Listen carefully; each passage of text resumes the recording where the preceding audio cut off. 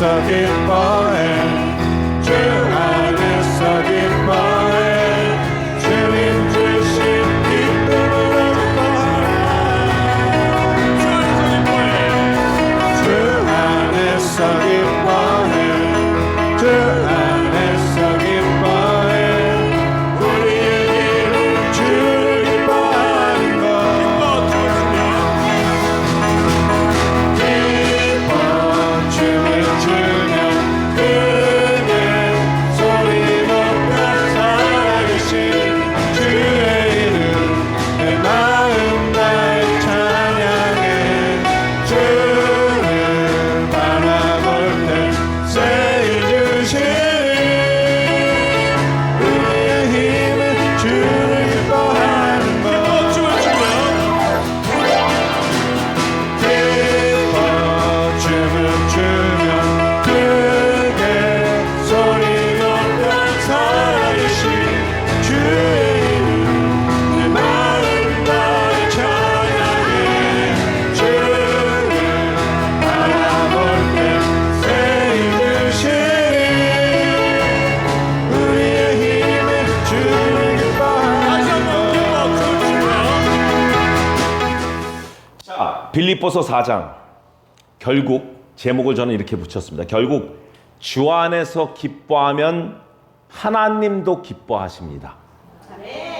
원래 이 전체 주제는 주 안에서 기뻐하라죠. 근데 이 4장은 결국 주 안에서 우리가 기뻐하면 하나님도 기뻐하십니다입니다. 우리는 3주에 걸쳐서 빌립보서를 나누었고 오늘은 마지막 4장을 끝으로 빌립보서를 끝냅니다. 다시 한번 말씀드리지만 빌립보서의 대주제를 우리는 주 안에서 기뻐하라고 명하고 또 해석해 보았습니다. 잠시 우리가 기억을 되살려 본다면 대주제인 주 안에서 기뻐하라 안에 1장 복음에 합당한 삶을 살며 예수님의 심장을 갖자. 아멘.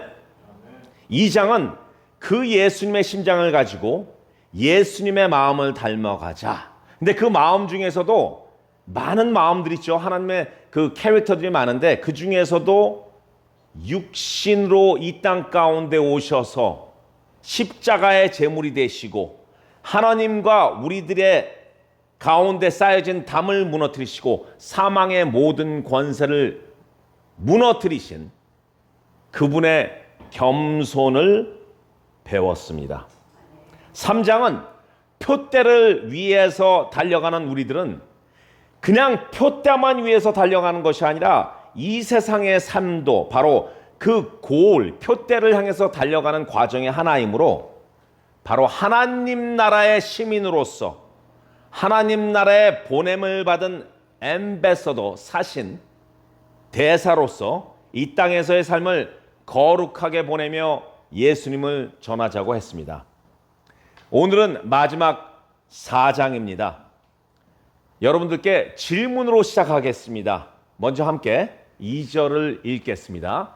내가 유오디아를 권하고 순두개를 권하노니 주 안에서 같은 마음을 품으라. 질문. 유오디아와 순두개의 성별. 힌트를 드릴게요. 솔로몬 아시죠? 솔로몬 남자죠. 솔로몬의 다른 이름이 있습니다. 바로 여디디아입니다. 유오디아, 여디디아. 그리고 순두개, 순두부랑 관계가 전혀 없습니다. 전혀 없는 사람입니다. 예. 유오디아와 순두개의 성별. 남자. 다 손 들어보세요. 남자는. 남자. 오, 맞네요. 그럼 여자 있습니까? 여자? 3명. 세 분이 계시는군요. 자, 두 사람 모두 여인들입니다. 유오디아 이름의 뜻은 향기이고 순두개의 뜻은 행운입니다. 그 아름다운 이름을 가지고 있는 이 두 여인에게 지금 바울은 권면을 하고 있습니다. plead 하는 것입니다. plead. 영어 성경에는 plead 합니다. 이것이 그냥 권면하는 것이 아니라 조금 더 좀 강하게 요청을 하는 것입니다. 그러지 마십시오 하는 그런 요청입니다. 아마 두 사람의 관계가 그렇게 썩 좋지 않았는가 봅니다. 빌립보가 속한 그 마게도냐 지역은요, 당시 다른 지역보다도 여성들의 사회적 활동과 경제적 권한이 비교적 활발했던 곳입니다. 그래서 여러분들 루디아 기억나시죠? 비즈니스 워먼이잖아요. 예. 그런 배경 속에서 유력한 두 여성 리더들의 갈등이 있었던 것 같습니다. 그런데 설교를 준비하다가 문득 우리나라 속담이 생각났습니다. 저는 이 속담을 굉장히 싫어합니다. 그걸 먼저 말씀드리겠습니다. 여자 두 명이 모이면 접시가 깨진다. 이 속담 전 별로 좋아하지 않습니다. 예. 그리고 새로 나온 속담은 왜 무슨 일이 있습니까? 예. 그리고 새로 나온 속담은 여자 세 사람이 모이면 지붕이 날아간다. 전 이런 속담도 굉장히 싫어합니다. 물론 그 속담이 옳다고 생각하지 않습니다만 여기서는 여성이 문제가 아니라 사람들이 모이는 곳에는 언제나 갈등과 의견 차이가 생길 수 있다는 것입니다.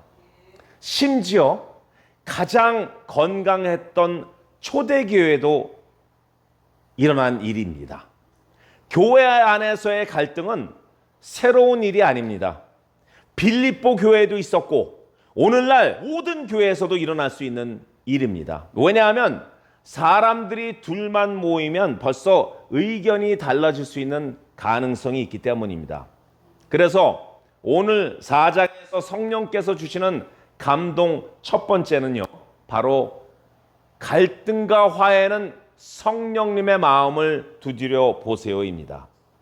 사람이 있는 곳에는 갈등이 있을 수도 있지만 그 갈등은 하나님의 은혜로 말미암아 화해로 변할 수 있습니다. 두 사람의 문제가 무엇인지는 저희는 알 수가 없습니다. 유오디아와 순두개의 문제가 어떤 문제인지는 저희가 알 수 없습니다만 바울이 이렇게 이야기합니다. 주 안에서 같은 마음을 품으라고 한 것을 보면 분명히 두 사람이 다른 마음을 가지고 있었던 것 같습니다. 의견이 달랐다는 것이죠. 그런데 이 두 사람의 마음이 확실히 교회를 분열시키려는 이상한 음모의 마음들은 아닌 것 같습니다. 왜냐하면 바울이 두 사람 모두에게 교회를 떠나라고 얘기하지 않았습니다. 그리고 그 두 사람을 조심하라고 이야기하지도 않았습니다. 그리고 성경 여러 군데에 나타난 바울의 권면 스타일은 이렇습니다. 갈라디아서 1장 8절의 말씀이죠. 우리가 전한 복음 외에 다른 복음을 전하면 저주를 받을지어다. 강하게 이러잖아요. 개들을 삼가 누가 개입니까?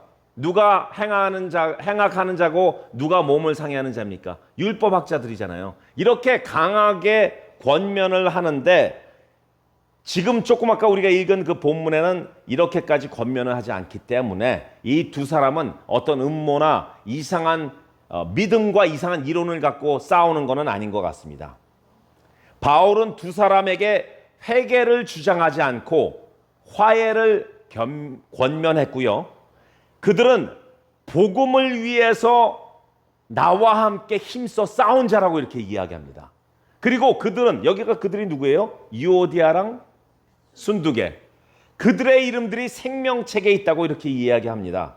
그래서 종합적으로 추론해 보건대 그들은 이상한 종교와 이단들을 가지고 주장하거나 또는 이상한 이론을 가지고 싸운 것이 아니라 아마 사역 방식의 차이점, 개인적인 주장들, 서로 다른 성격, I와 E와 S와 F와 J와 P 등의 차이였을 가능성이 많습니다. 즉 복음의 문제가 아니라 관계의 문제였습니다. 성도 여러분, 한 표 떼인 예수님을 향해 달려갈 때도 갈등과 의견 차이는 있을 수 있습니다. 관계의 문제는요, 그 갈등은요, 서로 이해해야 됩니다. 그리고 이해를 통해서 화해해야 됩니다. 상대방을 위해서 자신이 가지고 태어난 성품과 성격을 바꾸라는 내용은 아닙니다. 서로의 관점에서 바라보는 그런 언더스탠딩이 있어야 됩니다. 그래서 우리가 많이 한 MBTI나 애니어그램 같은 프로그램은 내 성격이 내 스타일이 이러니까 너희들 따라와가 아니라 당신 성격이 그러니까 내가 충분히 이해합니다 라는 것을 인식하는 그리고 인정하는 프로그램입니다. 바울이 중간에서 두 사람의 갈등으로 인한 관계를 화해로 권면한 이유가 무엇인지 아십니까? 바로 성령님이 바울을 통해서 그분의 마음을 그대로 전한 것이기 때문입니다.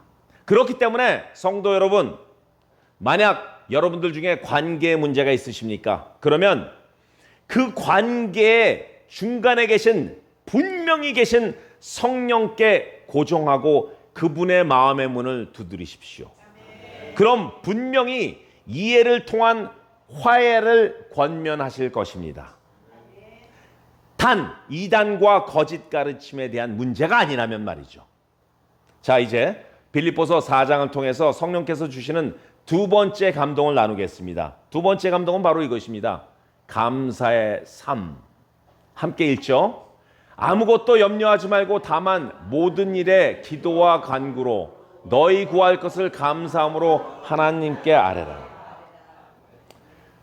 저와 여러분들 많은 크리스찬들은 오랜 훈련과 양육을 통해서 하나님 앞에 나아가 정말 간절하게 기도하고 간구하며 우리들의 문제를 맡길 줄 압니다. 그렇게 신실한 크리스찬의 삶을 살고 있지만 한 가지 부족한 것은 감사하는 마음입니다.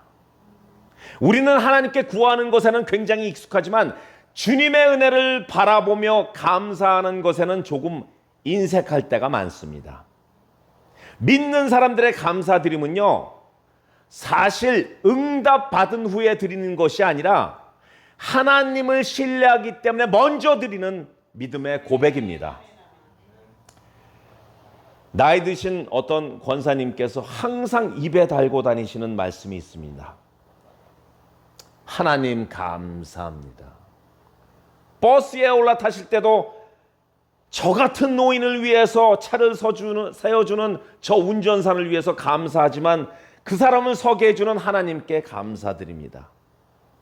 길가를 걷다가 너무나 더워서 나무 밑에 이렇게 몸을 식힐 때도 이런 쉴 수 있는 응답을 주셔서 너무나 감사합니다. 비가 와도 전국을 깨끗하게 씻어주시고 먼지를 없애주시니 하나님 감사합니다. 눈이 와도 이제 나이가 들어 눈싸움을 못하지만 아이들에게 기쁨의 눈사람을 만드는 시간을 주셔서 하나님 감사합니다. 청각이 나쁘셔서 말귀를 잘 못 알아듣지만 젊은이가 짜증을 낼지라도 화내면서 나를 밀치지 않으니까 그것 또한 하나님 감사합니다. 비 오는 날 버스에서 내려서 우산을 쓰고 걸어가는데 승용차가 지나가면서 웅덩이에 물을 튀겨서 완전히 물을 뒤집어 쓰셨을 때도 하나님 감사합니다. 그것이 불이 아니라 물이었기에 저는 화상을 입지 않았습니다. 하나님 감사합니다.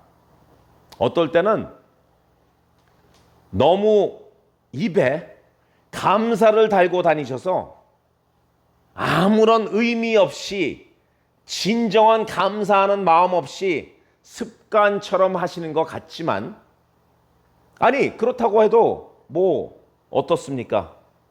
사람들에게 버럭 화를 내고 짜증내고 불평불만하는 것보다는 낫지 않습니까? 그리고 하나님 당신께서 저한테 해주신 게 무엇이 있습니까? 하고 불만하는 것보다는 낫지 않습니까? 감사는 특별할 때만 나오는 것이 아닙니다. 그 권사님은 말이죠, 감사합니다라고 하시는 것이 꼭 마음에도 없는 아무런 의미 없는 인사 같지만 저는 이렇게 봅니다. 그 권사님은 삶의 한순간 한순간 속에서 하나님께 감사드리는 영적인 습관을 가지신 것입니다. 그러니 그 순간이 감사할 수밖에 없으니까 습관이 되신 것입니다. 그래서 진짜 감사하는 사람은 좋은 일이 있을 때만 하나님 감사합니다라고 말하는 사람이 아니라 어떤 상황, 소위 얼굴에 죽상이 가득한 상태에서도 감사하는 사람들입니다. 감사하는 사람은 문제가 없는 사람이 아니라 문제보다 크신 하나님을 바라보는 사람들입니다. 아무 때나 감사하는 사람은 모든 순간에 하나님이 계심을 인정하는 사람들입니다. 저는 우리 광야국제의 성도 여러분들께 감사드리는 것이 영적인 습관으로 되시길 예수 그리스도의 이름으로 축원합니다. 그리고 세 번째 성령께서 주시는 감동은요, 바로 하나님 안에서 무엇이든지, 함께 읽겠습니다. 내게 능력 주시는 자 안에서 내가 모든 것을 할 수 있느니라. 먼저 내게 능력 주시는 분은 누구십니까? 하나님이시죠. 주님이시죠. 그 하나님은 내가 원하는 모든 것을 이루어 주시는 분에 초점을 두지 마시고 하나님이 원하시는 일을 끝까지 내가 감당할 수 있도록 힘을 주시는 분에 초점을 맞추십시오. 그리고 모든 것, 여러분들은 어떤 것을 떠오르시고 계시는지요? 야고보와 요한처럼 주님, 하늘에서 불이 내려 저들을 멸할까요? 같은 그런 초자연적인 능력인가요? 아니면 병을 고치고 기적을 행하고 무엇이든지 원하는 대로 이루는 능력일까요? 물론 하나님께서 주신 능력은 그렇게 할 수도 있습니다만, 오늘 본문에 빌립보서 4장의 바울의 고백처럼 하나님 안에서 능력이란 바로 풍부에도 처할 줄 알고 궁핍에도 처할 줄 안다는 뜻입니다. 배부를 때도 배고플 때도 부족할 때도 그리스도 안에서 만족하며 흔들리지 않는 그 능력을 말하는 것입니다. 또 우리가 받은 빌립보서의 대주제인 어느 상황 가운데서도 아주 굉장히 블레싱 받은 상황이라든지 아니면 정말 낙담 속에서 공황을 일으켜서 나는 어떻게 할 수가 없다는 그런 상황 속에서도 기뻐하는 삶을 살 수 있는 능력을 말하는 것입니다. 그렇게 될 때 하나님 안에서 모든 것을 다 사명으로 감당할 수 있도록 인도해 주신다는 것입니다. 게다가 말이죠, 우리가 그토록 원하는 초자연적인 능력도 선물로 주실 줄 믿습니다. 할렐루야.